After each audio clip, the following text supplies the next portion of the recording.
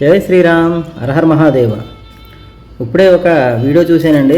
దాంట్లో చిన్నజీయర్ స్వామి వారు ప్రసంగిస్తే ఏమన్నారంటే, మన భారతదేశంలో ఉన్నటువంటి శంకరపీఠాలు, మన భారతదేశంలో చతురాన్మయ పీఠాలు ఉన్నాయి కదా, అవి వచ్చి జగద్గురు ఆదిశంకరాచార్యులు వారు స్థాపించలేదటండి. ఆయన తర్వాత ఎవరో 13వ శతాబ్దంలో ఎవరో స్థాపించారట. అలాగే పంచాయతన పూజ కూడా ఆయన చెప్పలేదట, ఆయన చేయలేదట. ఇంకోటి ఏంటంటే, ఆదిశంకరాచార్యులు వారు శ్రీ వైష్ణవులట. ఆయన శ్రీ వైష్ణవులైన, శాక్తేయులైన, శైవులైనప్పటికీ కూడా ఆయన అద్వైతాన్ని ప్రతిపాదించి సమస్తం ఒకటే అని చెప్పేసేసి హరిహరులకు భేదం లేదని చెప్పి ఆయన సనాతన ధర్మాన్ని నిలబెట్టిన జగద్గురువులు. చిన్నజీయర్ స్వామి వారు మాట్లాడుతూ, జగద్గురు ఆదిశంకరాచార్యులు వారు ఏమీ స్థాపించలేదు, ఏమీ చేయలేదు, సనాతన ధర్మానికి ఆయన ఏమీ చేయలేదు భారతదేశానికి అన్నట్టుగా ఆయన మాట్లాడారు. అలాగే ఈ చిన్నజీయర్ స్వామి వారికి శివద్వేషం ఉందేమో అని నాకు అనుమానం. ఎందుకంటే ఇంతకు ముందు కూడా రామేశ్వరంలో శ్రీరాములు వారు లింగ ప్రతిష్ఠ జరగలేదు, లింగ ప్రతిష్ఠ చేయాల్సిన అవసరమే లేదు, ఆయన రాములు వారు లింగ ప్రతిష్ఠ చెయ్యలేదు అన్నట్టుగా ఆయన చెప్పడం జరిగింది. చాలా పెద్ద దుమారమే లేపారు ఈయన. అయితే ఇలాంటి అన్ని కాంట్రవర్సీలు కూడా మన హిందూ జాతికి కానీ సనాతన ధర్మానికి కానీ మంచిది కాదేమో అని నా అభిప్రాయం. అలాగే మీరు శివభక్తులకి, విష్ణు భక్తులకి కూడా గొడవలు పెట్టేలా ఉన్నారు మీరు. ఇది ఇప్పుడే మేల్కొంటూ ఉన్నటువంటి హిందూ జాతికి అస్సలు మంచిది కాదు. జై శ్రీరామ్, హరహర మహాదేవ్. నేను చెప్పేది వాస్తవమే, కావాలంటే ఈ వీడియో చూడండి.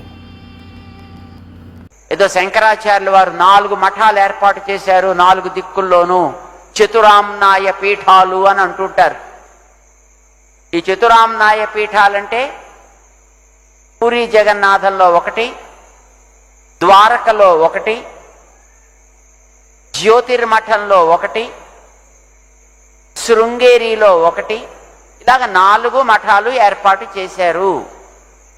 శంకరాచార్యుల వారు ఏర్పాటు చేయలా. శంకరాచార్యుల వారు 32 ఏళ్ల వయస్సులో ఉత్తర భారతానికి వెళ్ళారు, హిమాలయాల్లోకి. తిరిగి వచ్చిన చరిత్ర లేదు. అంచేత మళ్ళీ ఆయన వచ్చి మఠాలను ఏర్పాటు చేయడం అనేటటువంటిది that's not the right story. ఎవరు ఏర్పాటు చేశారు?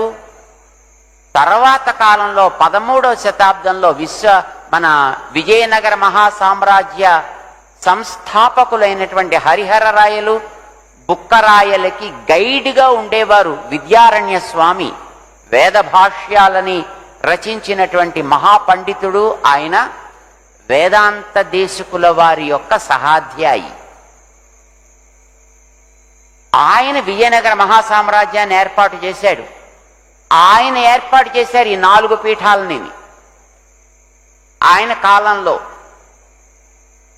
పంచాయతనాన్ని ఇంట్రడ్యూస్ చేసింది కూడా ఆయనే. శంకరాచార్యుల వారి కాలంలో పంచాయతనం ఆయన ఆరాధన చేయలేదు. ఆయన నారాయణ పరాయణుడు. ఆదిశంకరాచార్యుల వారు అని చెప్పేటటువంటి మహనీయులు శుద్ధ వైష్ణవుడైన తత్వం, అద్వైత తత్వం, కానీ ఆయన ఉత్తమ వైష్ణవుడు. ఆయన రాసినటువంటి వ్యాఖ్యానాలు ఉన్నాయి మనకి భగవద్గీతకి, బ్రహ్మసూత్రాలకి, ఉపనిషత్తులకి. ఎందులో మనం చూసిన శుద్ధమైనటువంటి, స్పష్టమైనటువంటి నారాయణ పరతత్వ ప్రతిపాదన ఆయన బల్లగుద్ది చెప్పినట్టు ఉంటుంది. ఇంకా అక్కడక్కడ రామానుజుల వారు కాస్త మొహమాట పడి సర్వేశ్వరేశ్వర అని వాడుతుంటారు. కానీ శంకరాచార్యుల వారికి అట్లాంటి మొహమాటాలు ఏమీ లేవు. నారాయణ, వాసుదేవ, విష్ణు స్పష్టంగా చెబుతారు ఆయన వారి భాష్య